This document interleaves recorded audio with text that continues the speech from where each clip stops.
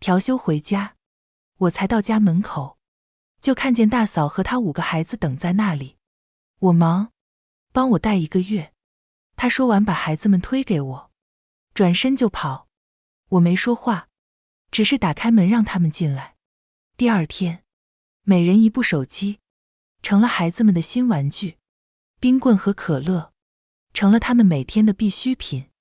1个月后，大嫂冲进来想接孩子，却只见到5个眼冒绿光的小祖宗。亲爱的朋友，你好呀。此刻的你，是刚结束了一天忙碌的工作，正窝在沙发里放松，还是在某个安静的角落，想暂时逃离外界的喧嚣呢？无论你身处何方，此刻请试着放慢呼吸，欢迎来到心灵小书馆。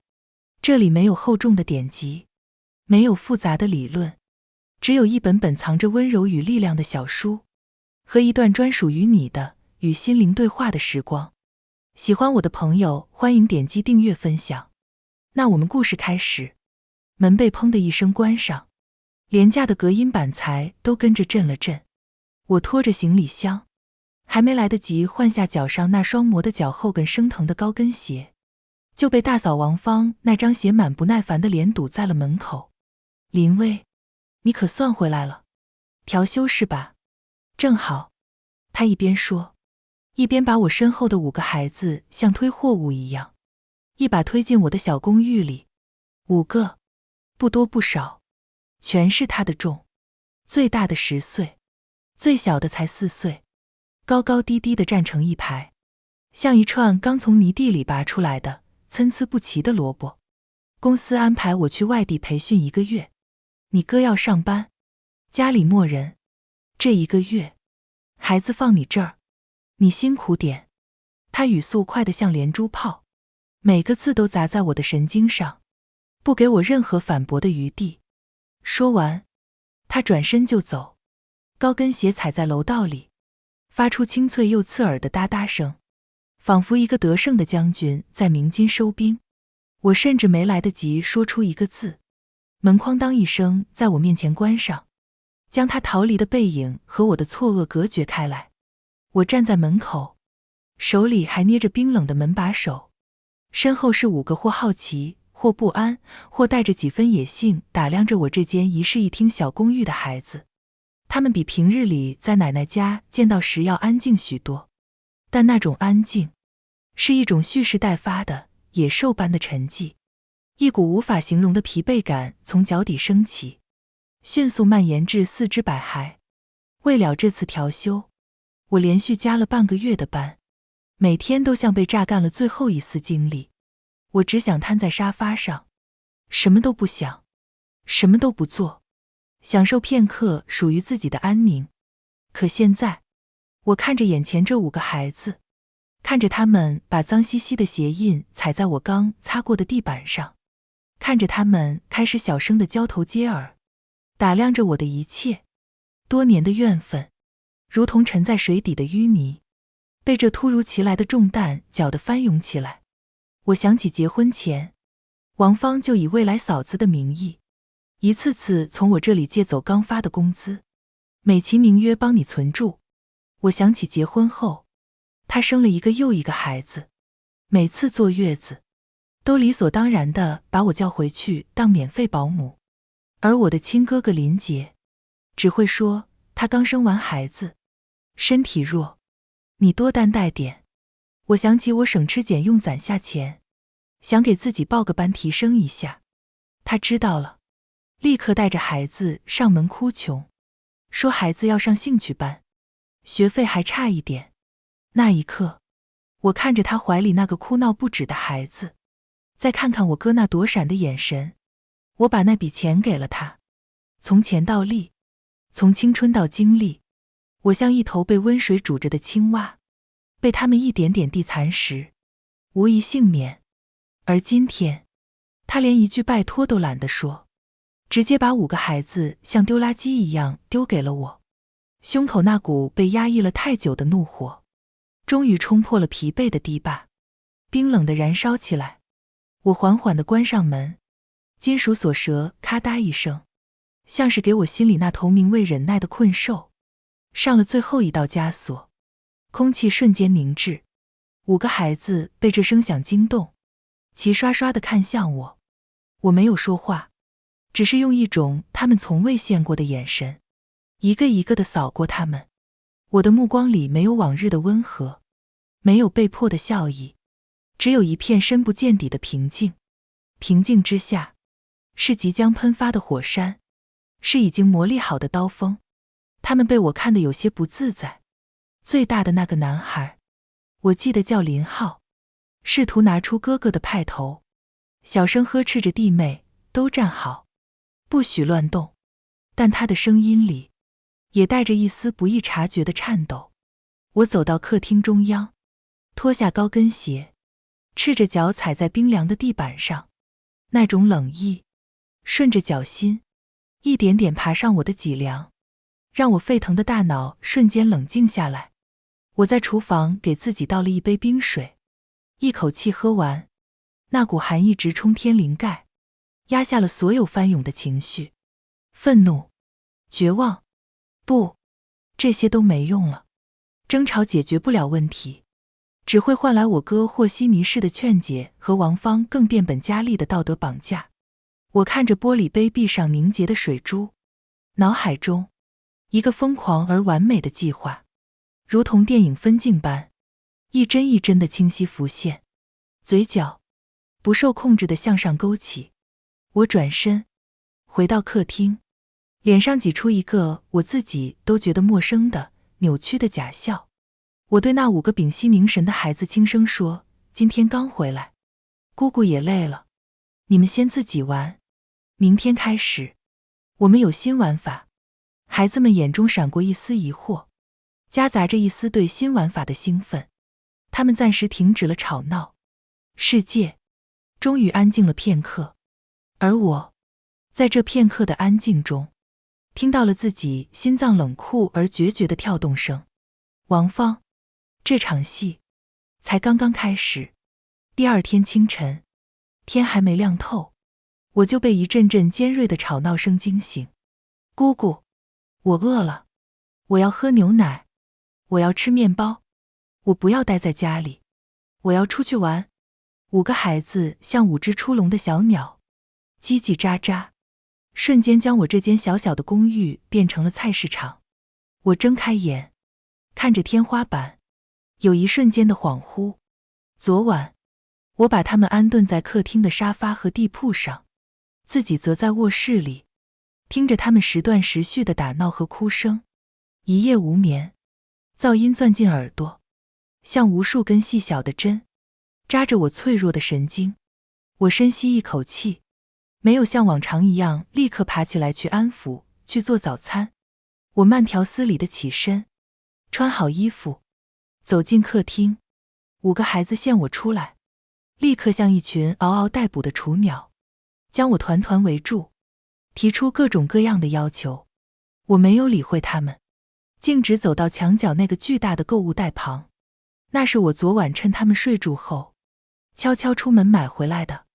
我蹲下身，在他们好奇的注视下，从袋子里拿出了5个崭新的包装精美的盒子。这是什么？最小的女孩林月奶声奶气地问。我没有回答，只是当着他们的面一个一个地拆开。是5部最新款的智能手机。那一瞬间，空气仿佛凝固了，5个孩子的眼睛像是被按下了某个开关，瞬间迸发出一种贪婪而炙热的光芒。他们不再吵闹，不再喊饿，所有的注意力都被我手里的手机牢牢吸住。哇，是手机！大儿子林浩最先反应过来，声音里充满了难以置信的惊喜。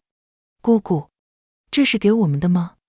我看着他们那一张张写满渴望的脸，点了点头，然后像一个慷慨的圣诞老人，将手机一一分发到他们手中。密码是6个0，我轻声说，然后又指了指客厅的路由器。WiFi 我已经打开了，没有密码。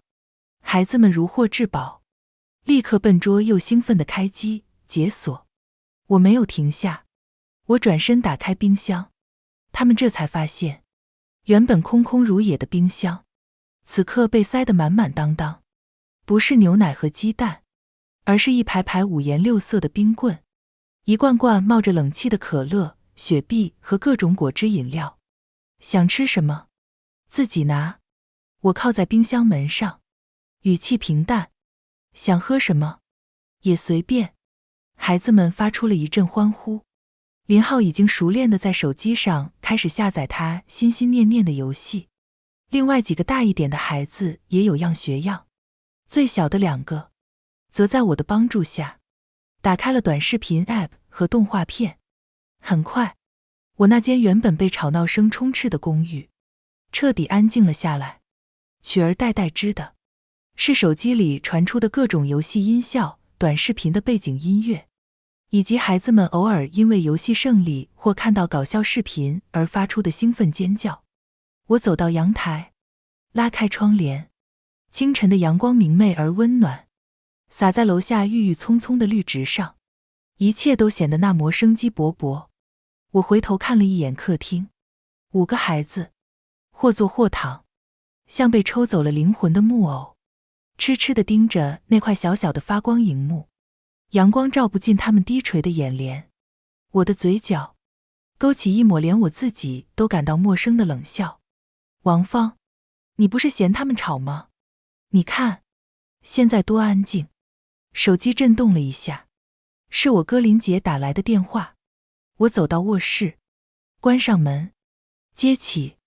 喂，微微，孩子们怎么样？没给你添麻烦吧？他的声音一如既往的带着一丝小心翼翼的讨好。我对着镜子调整了一下自己的表情，让声音听起来疲惫而沙哑。还行，哥，他们适应的挺好的，很乖。我顿了读，补上一句，就是偶尔会念叨，说有点想妈妈。电话那头传来一阵窸窣声，然后是王芳那尖利的声音，林薇吗？孩子莫闹吧，我就说他们挺好带的，你多费心啊，我这边忙着呢。挂了，他甚至不给我说话的机会，敷衍地说了几句，就匆匆挂断了电话。听着手机里的忙音，我脸上的疲惫瞬间消失得无影无踪。忙着享受没有孩子的自由时光吧。我走出卧室，孩子们依旧沉浸在虚拟世界里，对外界的一切毫无反应。我走过去，拆开一包薯片，放到他们手边，又打开几罐可乐，插上吸管，递到他们嘴边。他们头也不抬，像嗷嗷待哺的幼兽，只是凭着本能，一口薯片，一口可乐，狼吞虎咽。我看着他们，就像在动物园里看着饲养员投喂一群被驯化的宠物，而我就是那个手握食盆的饲养员，只不过我投喂的是能腐蚀他们心智的毒药。布局已经完成，渔网已经撒下，现在我只需要静静的等待，等待这些天真的小鱼一条接一条的心甘情愿的上钩。接下来的几天，我的家彻底沦为了一个24小时营业的网吧加零食店。孩子们的生活被简化成了2件事，玩手机和吃零食。他们从清晨睁开眼的第1秒，到深夜困得再也睁不开眼的最后1秒，手里都死死地攥着那部手机。一开始，他们还会因为抢零食或者谁的游戏声音太大而争吵，但很快，连争吵的力气都省了，因为任何离开手机荧幕的活动，对他们来说都是一种时间的浪费。我每天的任务，就是定时为这个网吧补充给养，成箱的可乐，成袋的薯片，各种口味的糖果和巧克力，堆满了我的储物间。我只负责把食物拆开，放到他们触手可及的地方。至于他们吃什么，吃多少，什么时候吃，我一概不管。我甚至不再做饭，1日3餐全都是高热量的外卖，炸鸡、披萨、汉堡。我只需要在 App 上动动手指，半小时后，外卖员就会把热气腾腾的食物送到门口。我把食物分好，他们就边看手机边吃，油乎乎的手指在荧幕上画来画去，留下一个个肮脏的印记。房子里的垃圾越来越多，零食包装袋、饮料瓶、油腻的餐巾纸堆在垃圾桶周围，散发出一种甜腻又腐败的酸味。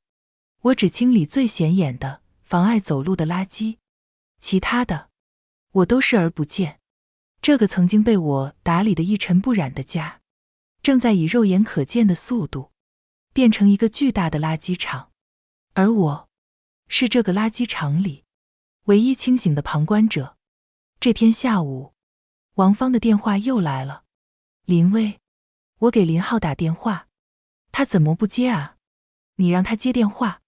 他的语气里带着一丝不悦。我走到正在打游戏的林浩身边，把我的手机递给他，你妈电话。他头也不抬，眼睛死死盯着荧幕，嘴里不耐烦地嘟囔，别烦我，没看到我正在打团吗？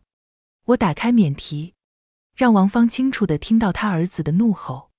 然后我用一种极其无辜又无奈的语气对电话那头的王芳说，嫂子，你听到了吧？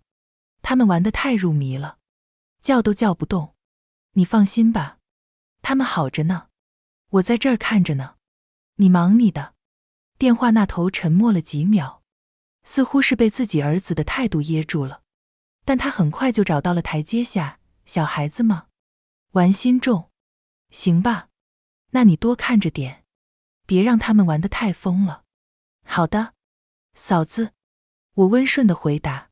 挂了电话，我看着林浩那张因为游戏而扭曲的脸，心中冷笑，玩得太疯，这才哪到哪儿。孩子们的作息彻底颠倒了，他们晚上打游戏、刷视频，兴奋得像打了鸡血，常常闹到凌晨2、3点，白天则一个个像被抽干了精力，昏睡到中午甚至下午才醒。醒来第一件事就是摸手机，他们的脸色以肉眼可见的速度变得苍白、浮肿，眼下挂着浓重的黑眼圈。他们对除了手机和零食之外的一切都失去了兴趣。我试着跟他们说话，得到的回答永远是敷衍的嗯啊，或者是一些我听不懂的游戏术语。有时候我甚至觉得，我养的不是5个孩子，而是5个只对电子信号和糖分有反应的单细胞生物。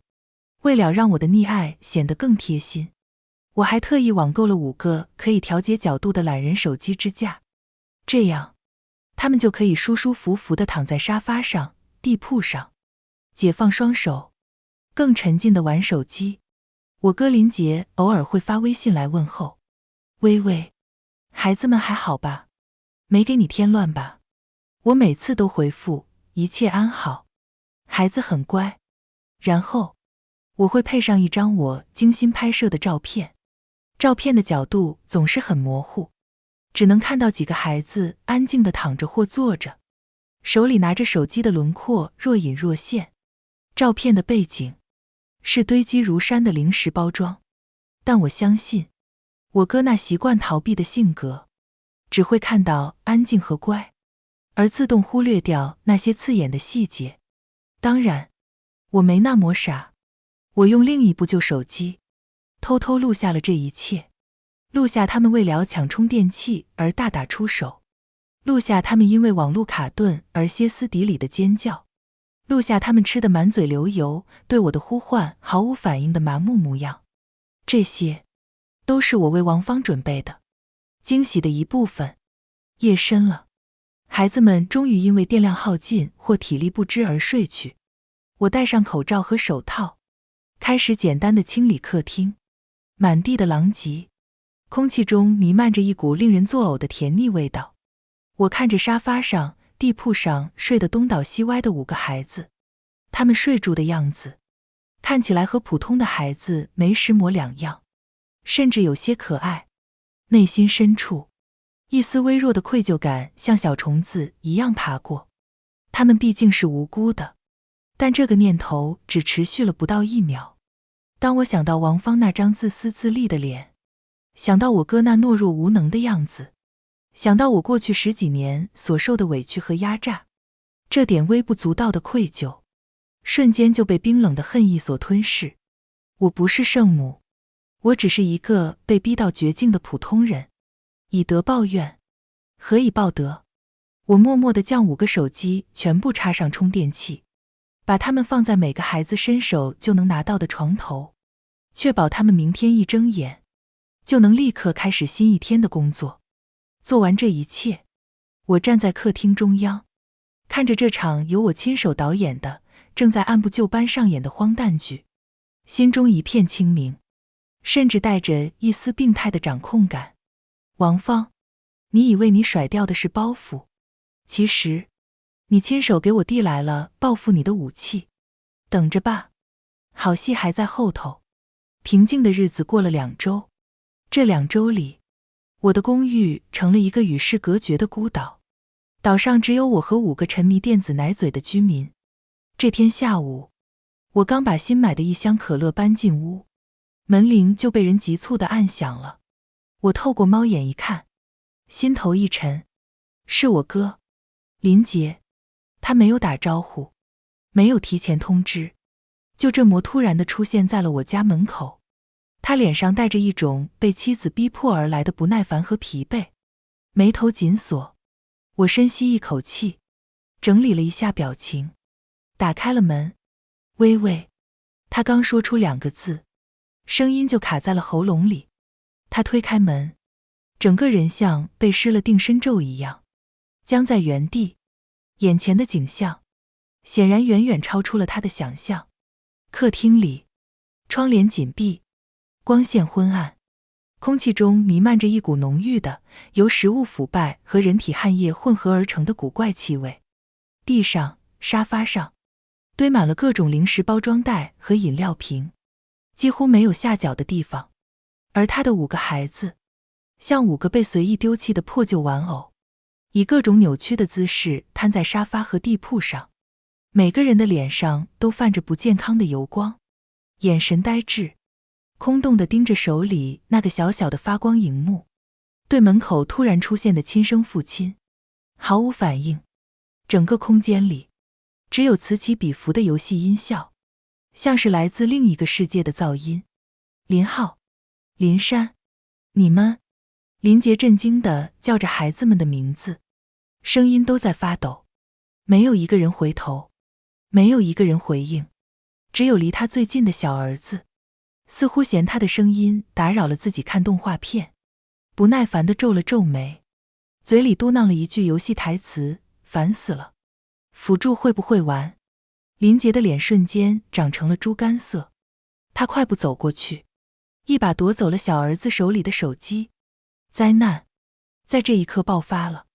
那个只有6岁的孩子，在手机被夺走的瞬间，仿佛被触动了什么致命的开关，爆发出了一阵歇斯底里、足以刺穿耳膜的尖叫。啊！我的手机，还给我，还给我！他像一头发了疯的小兽，手脚并用地朝着林杰又抓又挠，张嘴就去咬林杰的手臂。这声尖叫像一个信号，其他4个孩子也终于从荧幕中抬起头，看到这一幕，全都露出了焦躁和愤怒的表情。爸，你干什么啊？大儿子林浩吼道，快把手机还给弟弟。我适时地从厨房闻声走出来，手里还拿着一个苹果，脸上挂着恰到好处的担忧和无奈。哥，你来了，怎么也不提前说一声？我走到他身边，看着那个还在撒泼打滚的小侄子，叹了口气。你看，我说他们现在离不开手机了吧？我也是没办法，好不容易才用这个办法让他们安静下来，不吵着要妈妈。我的话像一把软刀子，精准地插进了林杰的心里。他看着自己儿子那副六亲不认的疯魔样子，又看看我这张平静中带着委屈的脸，眼神中充满了震惊、疑惑和一丝不易查通的责怪。林薇，你怎么能？怎么能让他们这么玩手机？你看他们都成什么样了？他终于把矛头指向了我。我早就在等他这句话。我无辜地摊开双手，把啃了一口的苹果放到桌上，语气里带着多年积压的若有似无的怨气。哥，我只是个小姑，不是他们亲妈。你老婆王芳走的时候，只说了让我帮忙带1个月，可没说让我教育1个月。我迎着他质问的目光，一字一句地说道：是他说他忙，是他说让我辛苦点，我能怎么办？他们5个，我要是不用手机稳住他们，这个家早被他们拆了。到时候邻居投诉，房东找上门，这个责任谁来负？是你，还是远在天边培训的王芳？林杰被我一连串的话堵得哑口无言。他想反驳，却发现我说的是事实。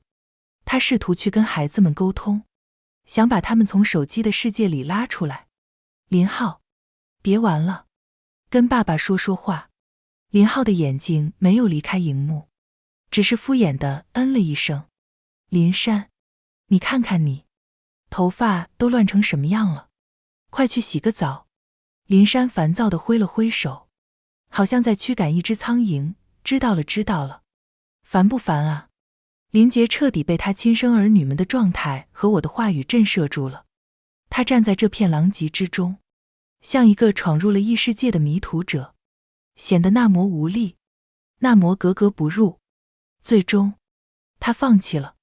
临走前，他欲言又止地看着我，眼神复杂的像一团乱麻，有愧疚，有无奈，有对我的一丝怜悯，但更多的是一种逃避。他最终只是重重地叹了口气，对我说了句：微微，你辛苦了。说完，他几乎是落荒而逃。我站在门口，看着他仓皇离去的背影，脸上伪装的无奈和委屈瞬间褪去，一抹胜利的冷笑在我唇边绽放。辛苦？不，一点也不。好戏才演到一半呢。林杰，你今天的反应已经证明我的计划有多成功。你动摇了，这就够了。接下来就该让王芳也好好感受一下这份惊喜了。我哥林杰那次突袭，像一块石头投进了看似平静的湖面，激起了层层涟漪。从那天起，大嫂王芳的电话明显多了起来，她的语气也从最初的敷衍了事，变成了带着猜疑的试探和隐藏不住的不满。林薇，我听林杰说，孩子们天天都在玩手机，你是不是偷懒，就给他们个手机不管了？电话一接通，他质问的声音就传了过来。我早就料到他会这么说，不慌不忙地走到正在为了一包辣条而争抢的2个孩子身边，然后对着话筒，用一种疲惫不堪的语气说：嫂子，我没有偷懒，可是他们5个，我一个人哪里看得过来？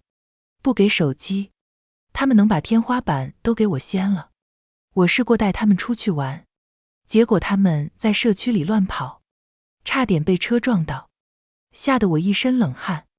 我故意制造出一些背景噪音，孩子们的尖叫声，游戏里 First Blood 的音效，清脆又响亮。你听听，他们精力多旺盛。我也想管，可我一说话，他们就嫌我烦，还说要找妈妈。要不，你跟他们说2句。我把手机递给离我最近的侄女林珊。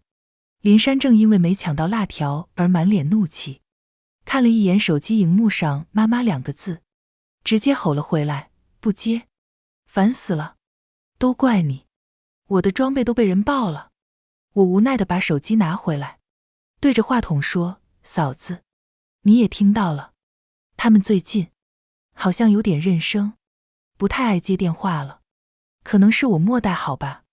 我这句自责像淬了毒的针，精准地刺向王芳那可笑的自尊心。电话那头沉默了，我知道他肯定在心里把我骂了千百遍，但他找不到任何实质性的理由来指责我，因为他自己才是这一切的始作俑者。孩子们的情况在加速崩坏，长时间的垃圾食品和颠倒的作息，让他们的身体开始亮起红灯。每个人都顶着一双熊猫似的黑眼圈，脸色蜡黄，像是被吸干了精气。他们开始频繁地闹肚子，但即便是坐在马桶上，手里也得捧着手机，情绪变得极其暴躁和不稳定。任何一点小事，比如网络卡顿、游戏输了、想吃的零食没有了，都能成为他们爆发的导火索。尖叫、哭闹，在地上打滚，甚至互相推搡、抓挠。这个不到60平米的公寓，成了他们情绪失控的斗兽场。他们不再主动去洗澡，也不愿意换衣服。我买回来的新衣服，被他们嫌弃地扔在一边，身上永远是那件穿了好几天、沾满了油渍和汗渍的 T 恤。房间里的酸臭味越来越重，他们的头发打结得像鸟窝，指甲缝里塞满了黑色的污垢。有一次，我故意忘记买他们最爱喝的那个牌子的可乐，大儿子林浩发现后，直接冲到我面前，把冰箱门摔得震天响，通红着眼睛对我嘶吼：“你是猪吗？我不是说了要喝百事？你买的这是什么玩意儿？”我没有生气，只是静静地看着他，看着这个10天前还会叫我姑姑的男孩，如今变成了一个因为一瓶可乐而对我恶语相向的陌生人。我的内心毫无波澜，甚至还有点想笑。冰箱再次被清空后，我不得不一次性采购更多的零食和饮料，把储物间塞得满满当当。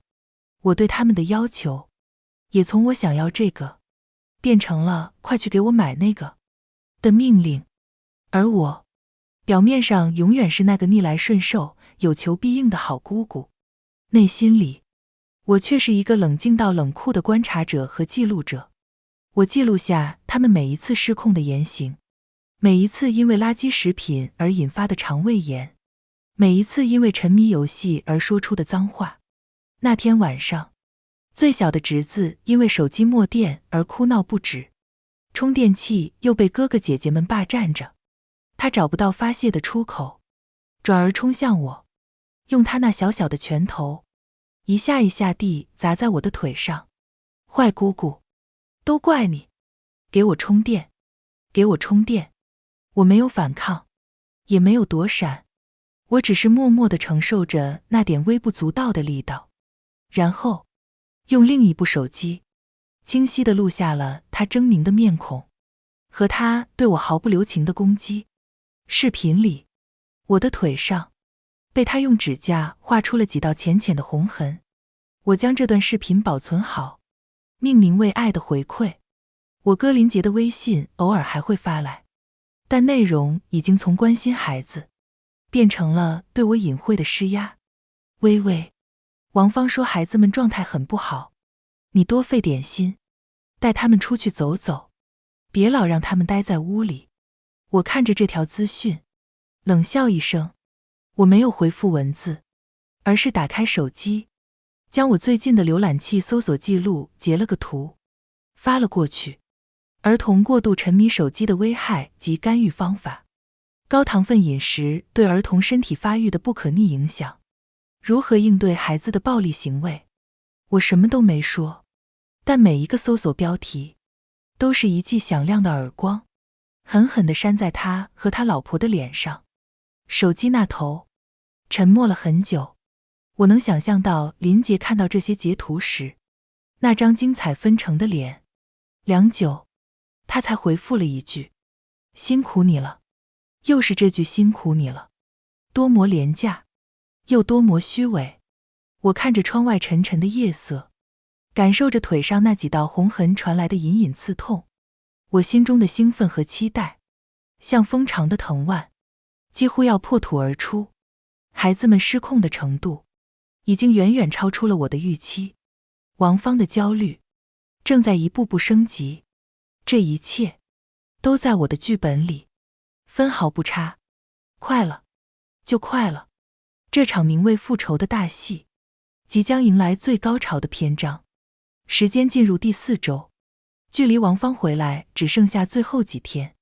空气中弥漫着一种暴风雨来临前的诡异的宁静和压抑。我彻底放飞自我了，我对孩子们的任何行为都不再进行哪怕是形式上的干预。他们想什么时候睡就什么时候睡，想吃什么就吃什么。甚至当他们因为抢夺一个游戏装备而打得不可开交时，我也只是靠在门边，像看一场免费的真人格斗秀。家里的环境已经恶劣到了无法用语言形容的地步。沙发上堆满了他们换下来又懒得洗的脏衣服，散发着令人作呕的汗酸味。餐桌上是吃了几天已经开始腐烂的披萨残渣，引来了几只苍蝇。地板黏腻不堪，每走一步鞋底都会发出滋啦的声响，仿佛踩在沼泽里。我开始变本加厉地在电话里向我哥林杰抱怨，我的语气听起来委屈、无助，甚至带着一丝哭腔。哥，我真的快撑不住了，这几个孩子怎么教都教不好，骂也骂了，哄也哄了，根本没用。他们现在连我都不认了，昨天还差点把我推倒。大概是从小就……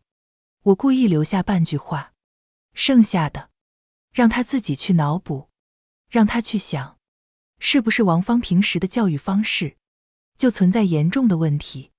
林杰的电话也从最初的偶尔问候变得急促而烦躁。他开始在电话里劝我，微微，你再多费点心，就最后几天了，等王芳回来就好了。我听到费心2个字就忍不住想笑。我对着话筒发出一声苦笑，声音沙哑，哥，费心也得有用啊，要不你现在过来亲自试试，你看看你能不能让他们放下手机，去洗个澡，吃口正经饭。电话那头是长久的沉默，他知道他做不到。而王芳的电话则彻底从试探变成了赤裸裸的质问和催促。他每天都要打好几个电话过来，追问孩子的具体情况。他显然已经通过林杰的描述隐约感觉到事情正在脱离他的掌控，但他又说不出具体是哪里不对劲。他只是一遍遍地重复，林薇，你到底怎么带孩子的？我回去要是看到他们瘦了，或者有任何问题，我跟你没完。我听着他色厉内荏的威胁，心里平静如水。没完，我等着呢，我就是要跟你好好的算个总账。在王芳回来的前2天，我对孩子们进行了一次盛大的、最后的馈赠。我把储藏室里剩下所有的零食、薯片、巧克力、糖果、虾条全部搬了出来，像一座小山一样堆在客厅的中央。然后我打开了10几罐可乐和果汁，放在旁边。我对那5个正因为手机没电而焦躁不安的孩子说，姑姑要出差几天，这些都是留给你们的，想吃多少就吃多少，这是最后几天了，尽情地吃吧。真的吗？孩子们的眼睛瞬间亮了，那种光芒比之前看到手机时还要炙热。他们爆发出了一阵野兽般的兴奋的尖叫，然后一拥而上，扑向那座零食山。拆包装袋的声音、咀嚼的声音、喝饮料时发出的咕嘟声，偶尔因为抢夺而发出的争吵和尖叫声，所有声音混杂在一起，在我的小公寓里奏响了一曲疯狂的犹如地狱狂想曲般的乐章。我没有参与这场狂欢，我退到客厅的边缘，靠在冰冷的墙壁上，静静地看着这一切。我看着这5个由我亲手改造出的巨婴，沉浸在他们自己制造的由糖分和垃圾食品构筑的乐园里。他们的脸上洋溢着一种纯粹的、毫无节制的快乐，而我的眼神在昏暗的光线下变得幽深而平静。内心深处那股被压抑了1个月的、被全世界抛弃的绝望和孤寂，在此刻，奇异地转化成了一种强大的、掌控一切的快感。胜利就在眼前。我期待着王芳推开门时，那张精彩绝伦的脸，那将是我这1个月来所有隐忍和付出的最甜美的回报。决战的号角是由一部被摔碎的手机吹响的。王芳回来的前一天，她终于忍无可忍，在电话里对我咆哮：林薇，我不管，你现在立刻马上让林浩接电话，我要跟他好好沟通一下。他的声音尖利得像要划破我的耳膜，充满了歇斯底里的愤怒。我猜是我哥林杰又对他说了些什么，让他彻底坐不住了。好的，嫂子。我依旧是那副波澜不惊的语气。我走到正戴着耳机，全神贯注打游戏的林浩身边，把我的手机递到他眼前。荧幕上，妈妈2个字在不停地闪烁。林浩连眼皮都没抬一下，只是极其不耐烦地挥了挥手，像在驱赶一只讨厌的蚊子。他手上的动作幅度太大，直接把我的手机挥到了地上。啪的一声，荧幕朝下，我还没来得及捡起来，电话就自动挂断了。不到3秒，王芳的电话再次追魂夺命般地打了过来。这一次，我开了免提，再次把手机递到林浩面前。你妈的电话，接一下，说了别烦我。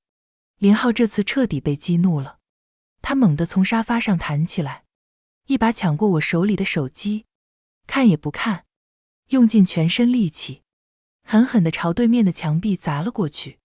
手机在空中画出一道弧线，然后砰的一声撞在墙上，4分5裂，零件和玻璃碎片散落一地。啊！他像一头被激怒的野兽，对我发出愤怒的嘶吼。都怪你，我死了！我掉断了。电话那头，王芳清楚地听到了手机碎裂的巨响，和自己儿子那充满暴力的尖叫。他沉默了足足5秒钟，然后是火山爆发般的怒吼：林薇，你对我儿子做了什么？你对他做了什么？我冷静地走到墙边，弯腰捡起那块已经完全报废的手机主板，对着话筒，语气冰冷的没有一丝温度。是你儿子摔的，你想知道我做了什么？不如你亲自回来问问他。你给我等着，我马上回来，马上！他在那头气急败坏地吼着，声音都变了调。我啪的一声挂断了电话，将那块废铁扔进垃圾桶，嘴角控制不住地微微翘起。来吧，王芳，我等着你，来验收你的成果。最后的时刻到了，我进行了一次最后的清点。我把家里所有的手机、充电器全部都收了起来，锁进了我的卧室。然后我把零食山里那些相对健康的全麦饼干和纯净水也收了起来，只留下了那些最甜腻的奶油夹心饼干、最高糖分的可乐和果汁。我要让他们在最后的狂欢后体验到最强烈的戒断反应。做完这一切，我打开了我的社交媒体，发布了一条新的动态，设置了仅我哥林杰和王芳可见。我能给的只有我的时间和陪伴，至于教育，那是你们为人父母的责任。配图是那只被摔得粉碎的手机。入夜，我为孩子们准备了最后一毒丰盛的晚餐，超大份的全家桶炸鸡，2个12寸的至尊披萨，还有鸡大瓶家庭装的可乐。我看着他们像一群饿狼一样，疯狂地争抢，狼吞虎咽，油渍沾满了他们的嘴角和衣襟。我像在观看一场极致荒诞的舞台剧，而我是唯一的观众。这一夜，我没有睡。我把客厅的狼藉视而不见，走进浴室，放了一缸热水，仔仔细细地洗了个澡，将身上沾染的属于这个垃圾场的味道全部洗去。然后我换上了一套我最喜欢的干净简洁的连衣裙。我坐在卧室的窗边，看着窗外城市的灯火由辉煌变得寂寥，再到天边泛起鱼肚白。我的内心前所未有的平静，甚至还带着一丝嗜血的兴奋。王芳，欢迎来到我为你精心准备的地狱。第二天上午10点，门铃被人用一种几乎要将按钮按碎的力道粗暴地按响了。我没有动，门外的人显然失去了耐心，开始用拳头砰砰砰地砸门。林薇，开门，我知道你在里面，给我开门。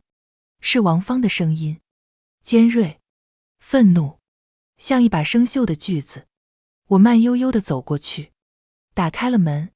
王芳怒气冲冲地站在门口，她身上穿着一件她最爱炫耀的名牌连衣裙，画着精致的妆容，但满脸的疲惫和怒火让那张脸显得有些扭曲。她像一阵风一样推开我，冲了进来。她似乎准备好了1000句10000句指责我的话，然而她只往里迈了一步，就彻底愣住了，整个人仿佛被按下了暂停键，僵在玄关处。眼前的景象显然比他从林杰口中听到的要震撼10000倍。客厅的窗帘依旧紧闭，昏暗的灯光下是堆积如山的垃圾，空气中弥漫着一股浓重到令人窒息的食物腐败和汗液混合的酸臭味。而他的5个宝贝孩子，一个个蓬头垢面，头发油腻地打着结，满脸油光，像5个从垃圾堆里爬出来的野人。他们或躺或瘫在沙发和地板上，没有了手机，他们显得异常焦躁和萎靡，每个人的眼神都有些涣散，瞳孔深处闪烁着一种对电子产品极度渴望而不得的近乎病态的光芒。那眼神空洞、贪婪，带着一丝血丝。那眼神简直就是小说里形容的饿狼见到猎物时才会有的绿光。林浩、林珊、小宝。王芳的声音在颤抖，她不敢相信地叫着孩子们的名字，没有回应。孩子们只是烦躁地动了动身体，发出含糊不清的类似野兽的抱怨声。离他最近的小儿子似乎被他尖锐的声音刺激到了，烦躁地抓起手边一个空的可乐罐，想也不想就朝着他的方向砸了过去。砰的一声，可乐罐砸在王芳脚边，滚了几圈，停了下来。王芳浑身一震，惊恐地看住自己的儿子，那眼神就像在看一个怪物。他那双崭新的价格不菲的名牌高跟鞋踩在黏腻不堪的地板上，每走一步都发出滋啦滋啦的刺耳声响，仿佛在哀嚎。他似乎还不死心，快步走到小女儿林月身边，试图把她抱起来。月月，我的宝贝女儿，妈妈回来了，想不想妈妈？然而，那个曾经最黏她的女儿，此刻却像一只被惹怒的小野兽，在她的怀里疯狂地挣扎、反抗。放开我！我要手机！我的手机呢？你把我的手机藏哪儿了？林月用她那双沾满了油污和饼干屑的小手，狠狠地推开王芳的脸，指甲在王芳精致的妆容上画出了一道清晰的红痕。王芳彻底懵了，她呆呆地站在那里，看着自己名牌连衣裙上被蹭上的污渍，看着自己引以为傲的女儿那张狰狞的脸，脸色从愤怒一点点转为惨白，再到铁青。我平静地从卧室里走出来，手里拿着一份我昨晚连夜列印好的 A4 纸。我走到他身边，将那份账单递到他眼前。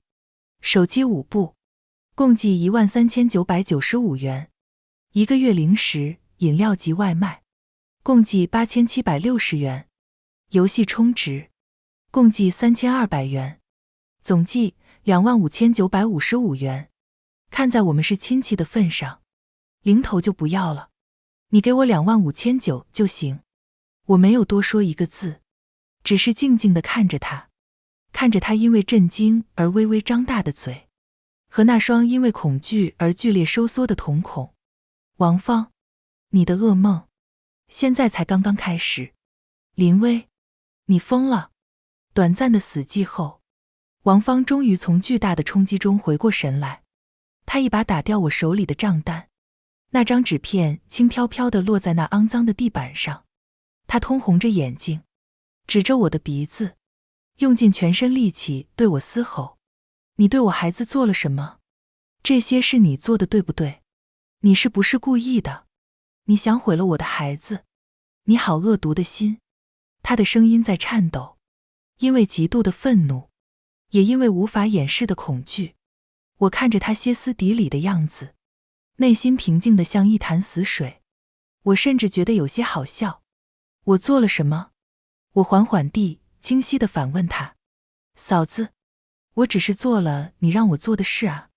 我迎着她喷火的目光，语气平淡，眼神却带着冰冷的、毫不掩饰的讽刺。你不是说你忙吗？我帮你带孩子，让他们安安心心地待在家里，没有出门乱跑，没有给你惹任何麻烦，不是吗？我伸手指了指那5个因为我们的争吵而变得更加暴躁，开始互相推搡的孩子。你看，他们现在多安静，多听话，除了找你要手机，他们什么都不在乎了。这不正是你想要的吗？一个不需要你费心管教，只需要物质满足就能打发的世界。你胡说八道！王芳气得浑身发抖，逻辑一片混乱。我没有，我只是让你帮忙带一下。就在这时，门又被推开了，我哥林杰气喘吁吁地冲了进来，显然是接到了王芳的求救电话。他一进门，看到这如同世界末日般的修罗场，也彻底呆住了。这是怎么回事？他喃喃自语。孩子们看到又来了一个敌人，情绪更加失控。大儿子林浩和小儿子甚至扭打在了一起，发出的尖叫声几乎要掀翻屋顶。林杰下意识地冲过去，想把他们拉开。别打了，你们是兄弟。结果，林浩反手一爪子，狠狠地挠在了他的手臂上，瞬间出现了几道血痕。滚开，别管我！林杰吃痛，踉跄着退后了几步，脸上写满了震惊和不可思议。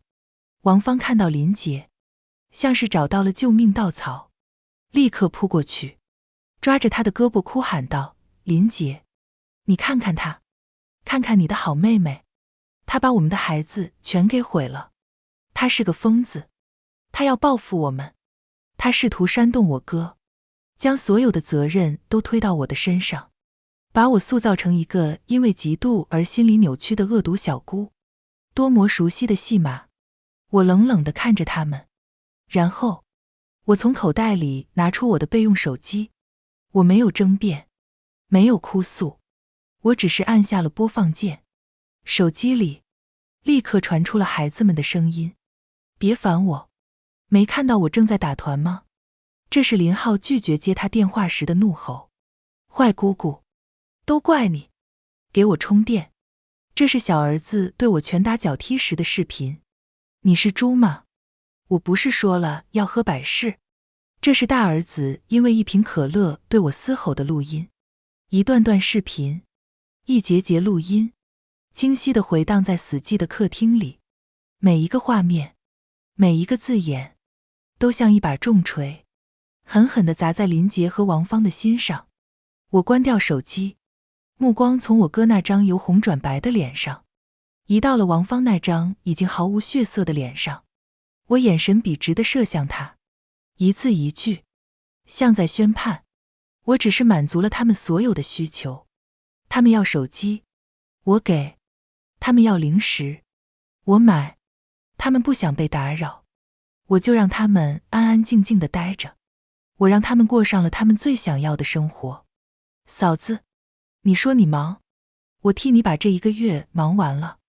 我的声音不高，却带着一种千钧的重量，狠狠地压在他的心头。现在，他们是你忙碌1个月的最终成果。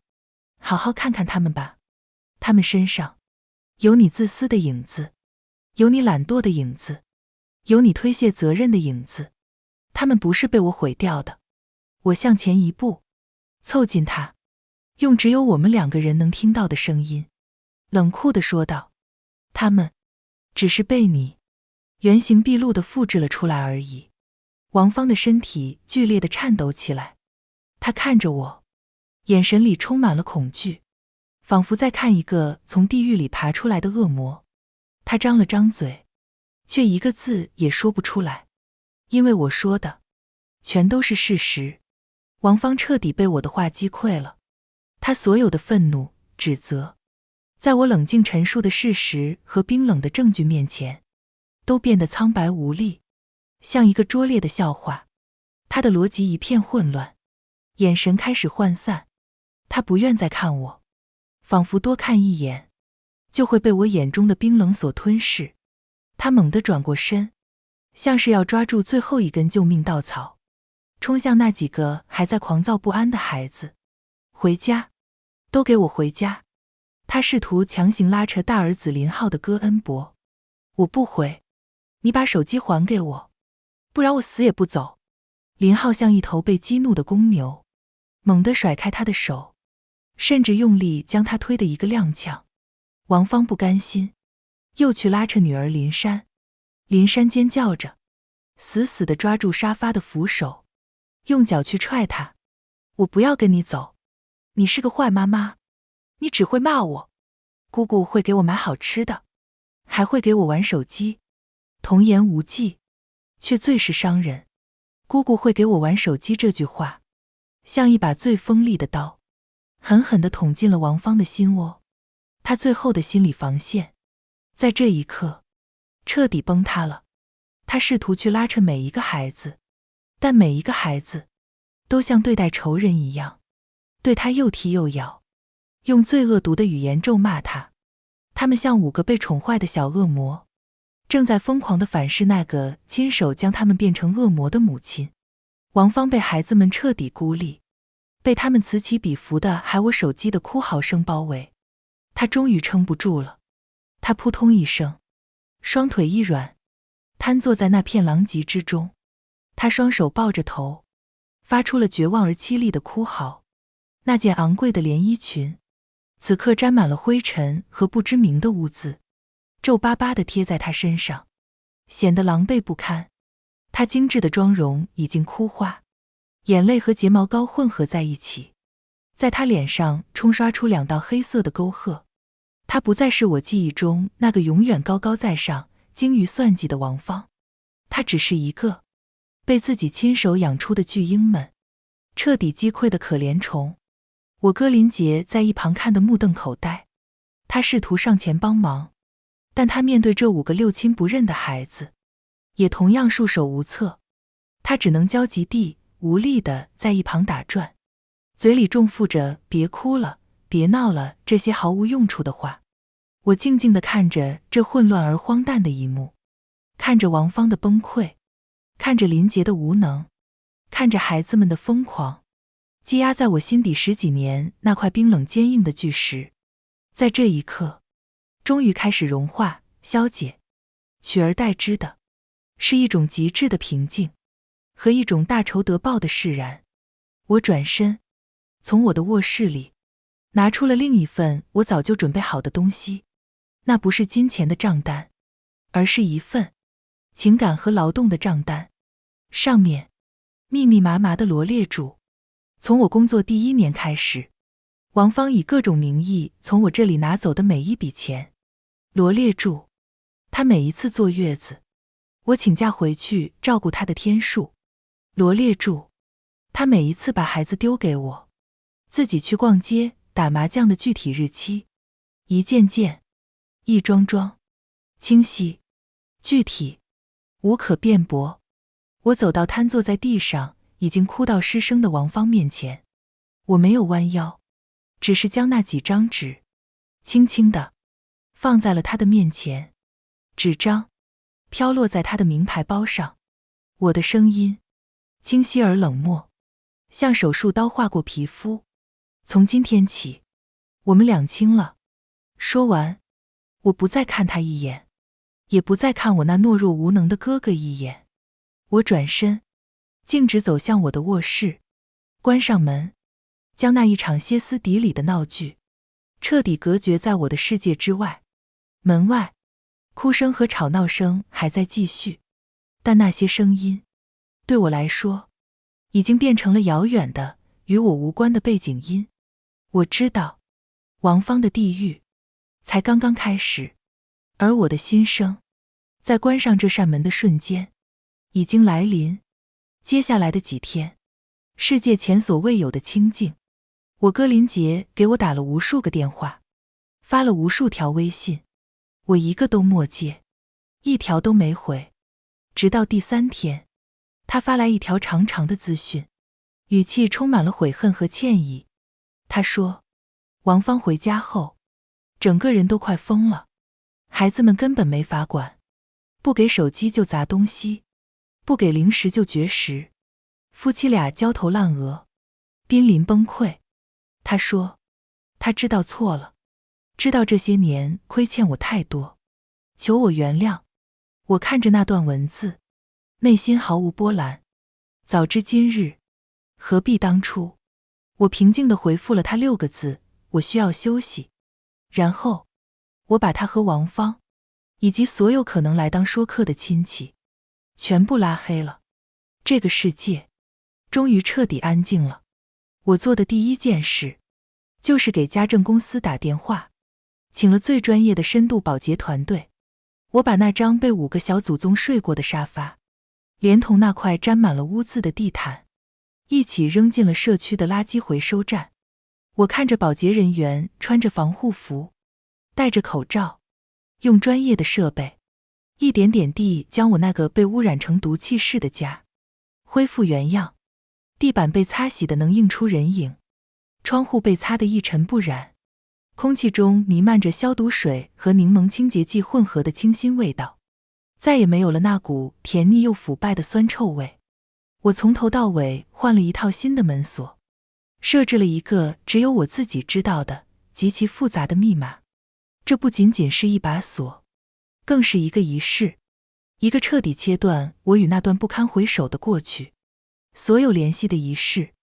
接着，我向公司递交了辞职信，那份需要我不断加班调休才能换来片刻喘息的工作，也是我过去压抑生活的一部分。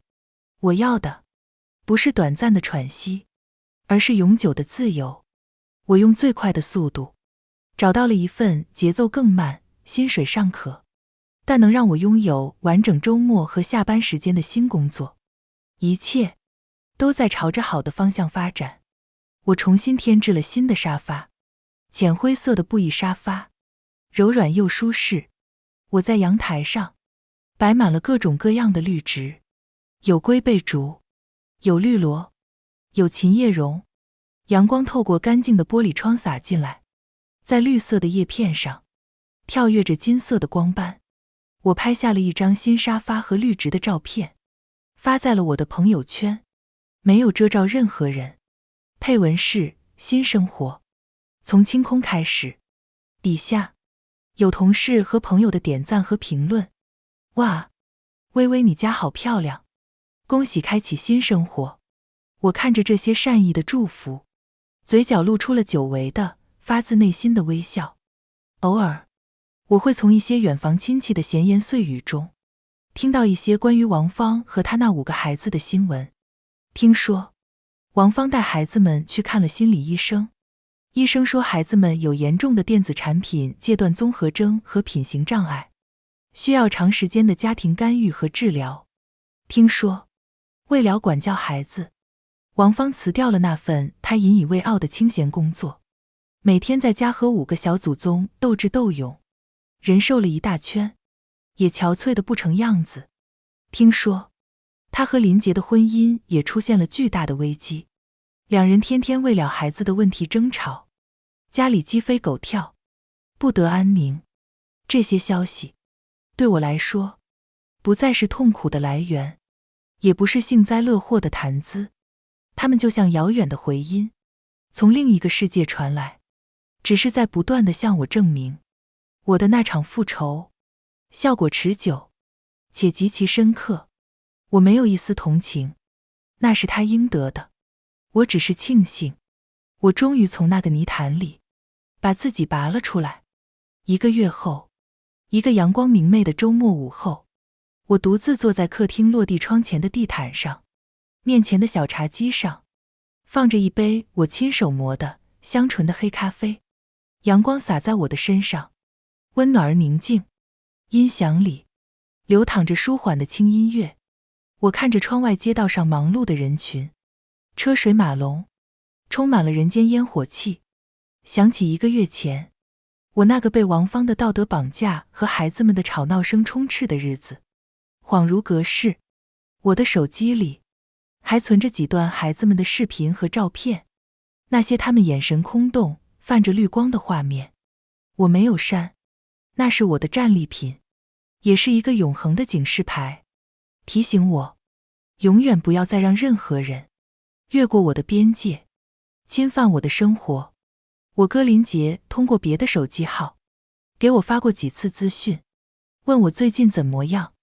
他已经很少再提王芳和孩子了，仿佛那些痛苦的记忆被他刻意地尘封了起来。我没有回复。